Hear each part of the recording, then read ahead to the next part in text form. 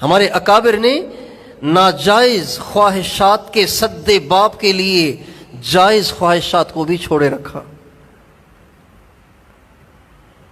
ناجائز خواہشات کا راستہ بند کرنے کے لیے انہوں نے جائز خواہشات کو بھی چھوڑ دیا.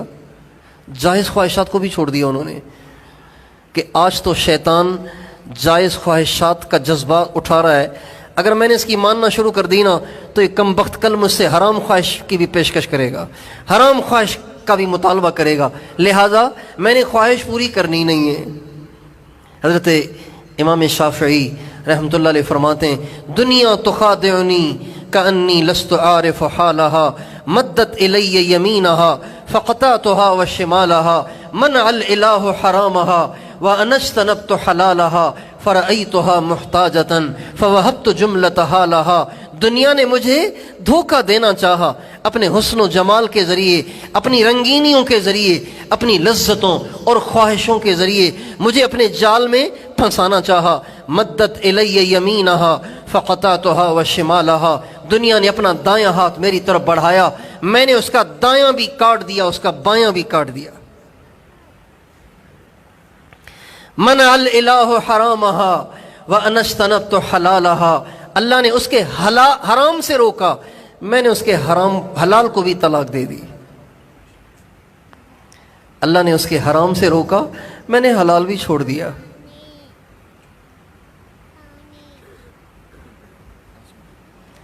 بہت سے اہل اللہ کو دیکھا ہے کہ وہ بڑا موبائل نہیں رکھتے، بڑا موبائل نہیں رکھتے. بھائی کیوں نہیں رکھتے؟ بھائی کہتے ہیں چونکہ اس میں حلال بھی متوقع ہے، حرام بھی متوقع ہے، تو انسان کا پتہ نہیں چلتا نا کہ کس وقت انسان کا جذبہ کیا ہے.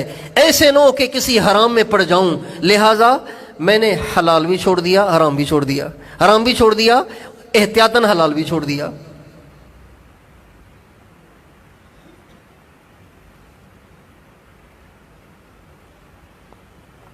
امام اعظم ابو حنیفہ رحمۃ اللہ علیہ کے دور میں ایک دفعہ کسی آدمی کی بکری گم ہو گئی،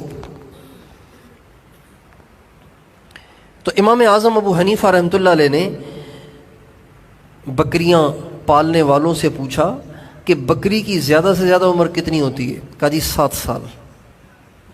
امام اعظم ابو حنیفہ کوفہ کے رہنے والے، کوفہ بڑا شہر تھا، علمی مرکز تھا، بہت بڑا شہر تھا، جیسے آج کل لاہور ہے، کراچی ہے، پشاور ہے، بڑا شہر شمار ہوتا تھا.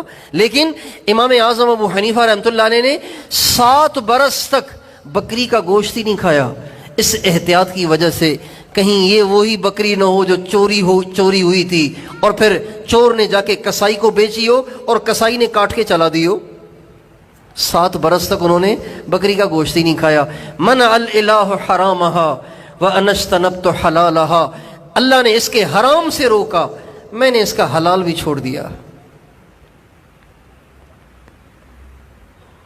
میرے دوستو، آج میں اور آپ اپنے آپ سے پوچھیں کہ ہم اطاعت کی زندگی گزار رہے ہیں، اتباع کی زندگی گزار رہے ہیں، یا خواہشات کی زندگی گزار رہے ہیں؟ کتنے کام ایسے ہیں جو ہم اس لیے کرتے ہیں کہ دل کر رہا ہے، دل کر رہا ہے. ہمارے حضرات فرماتے ہیں کھانا بھی اس لیے نہ کھاؤ کہ دل کر رہا ہے، کھانا اس لیے کھاؤ کہ جب بھوک لگے تو اللہ کا حکم ہے کہ کھاؤ. پیاس لگے تو اس لیے پانی مت پیو کہ پانی پینے کو دل کر رہا ہے، بلکہ پیاس لگے تو 1 منٹ کے لیے ٹھہر جاؤ اور نیت کرو، یا اللہ اس لیے نہیں پی رہا ہوں کہ پیاس ستا رہی ہے، اس لیے پی رہا ہوں کہ پیاس کے وقت تو نے پینے کا حکم دیا ہے. جب بیوی سے ملو تو یہ نہ سوچو کہ خواہش بھڑک رہی ہے اس لیے بیوی سے مل کر اپنی خواہش کو ٹھنڈا کروں. اے اللہ، جب خواہش پیدا ہو تو تیرا حکم ہے کہ حلال طریقے سے اسے پورا کرو تاکہ حرام سے بچ سکو. تیرا حکم پورا کرنے کے لیے کرتا ہوں. جب نیند آئے تو اس لیے نہ سوو کہ نیند آ رہی ہے، اس لیے سوو کہ اللہ تیرا حکم ہے کہ جب نیند آئے تو سو جایا کرو، اس لیے کہ ان لنفسک علیک حقا، اللہ کے نبی کا ارشاد ہے جان کا بھی تم پہ حق ہے، لہذا سو لو. حضرت مولانا رشید احمد گنگوہی رحمۃ اللہ علیہ سے ایک شخص نے پوچھا، حضرت جب ذکر کے لیے بیٹھتا ہوں تو بہت نیند آتی ہے، کیا کروں؟ فرمایا جب نیند آئے تو تکیہ رکھ کے سو جایا کرو، اس کا کوئی وظیفہ بتاؤں گا کیا کہ نیند کیسے بھاگ جائے؟ بھائی نیند آئے تو تکیہ رکھ کے سو جاؤ۔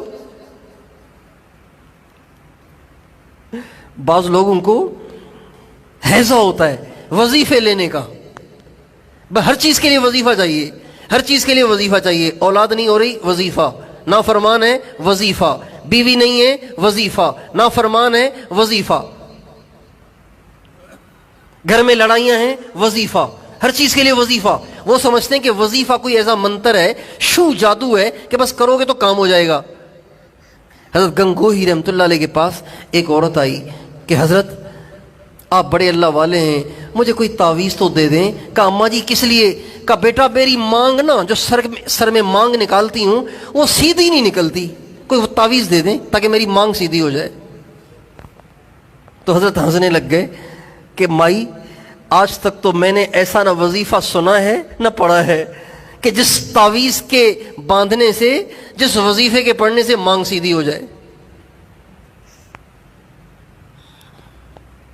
مگر وہ دیہاتی عورت تھی، پیچھے ہی پڑ گئی۔ نہیں حضرت آپ اپنے آپ کو چھپائیں نہیں، آپ کے تعویذ سے میری مانگ سیدھی ہو جائے گی، آپ دیں تو صحیح نا۔ اللہ کی شان، حضرت نے ویسے ہی پرچی بنا کے کوئی دے دی۔ ساری زندگی اس عورت کی مانگ سیدھی نہ ہوئی، اور جو ہی وہ تعویذ لیا مانگ سیدھی ہونا شروع ہو گئی۔ اس چند قصوں سے لوگوں کا یہ ذہن بن گیا کہ تعویذ سے سب کچھ ہو جاتا ہے۔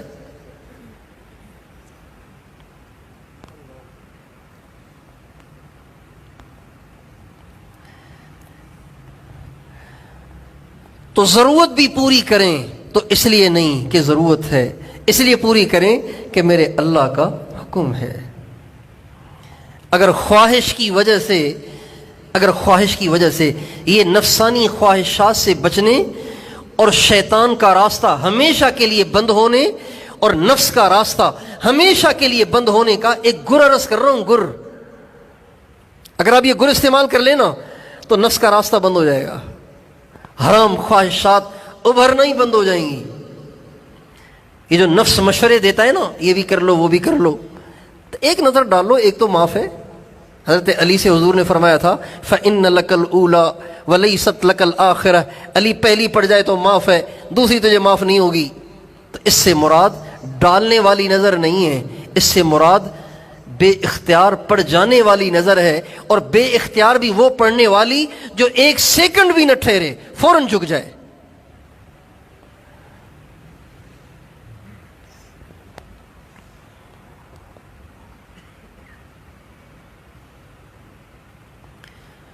نفس کی خواہشات ابھرے ہی نہیں، پیدا ہی نہ ہو، اس کا ایک گر ہے کہ کوئی کام خواہش سے نہ کریں۔ کسی کام کے کرنے کی خواہش پیدا ہو، 2-4 منٹ ٹھہر جائیں اور مراقبہ کر لیں، اپنے آپ سے پوچھ لیں اس لیے کھانا چاہتے ہو کہ بھوک لگی ہے؟ کیوں؟ اس پہ اجر تو کوئی نہیں ملے گا، اس لیے کھاؤ نا کہ اللہ کا حکم ہے کہ بھوک لگے تو کھا لیا کرو، اس لیے کھاؤ کہ اللہ نے یہ نعمتیں میرے لیے بنائی ہیں، اللہ کی نعمت کھاؤں گا تو اللہ خوش ہوگا۔ حضرت ہمارے سید الطائفہ حضرت مولانا حاجی امداد اللہ صاحب مہاجر مکی رحمۃ اللہ علیہ فرماتے تھے جب پیاس لگے نا تو یک ٹھنڈا پانی پیا کرو تاکہ دل کی گہرائی سے الحمدللہ نکلے۔ گرمی میں ٹھنڈا پانی پینے میں مزہ آتا ہے نا، تو فرماتے تھے اچھی طرح ٹھنڈا پانی پیا کرو تاکہ دل کی گہرائی سے نکلے، اے اللہ تیرا شکر ہے، رگ رگ ٹھنڈی ہو گئی۔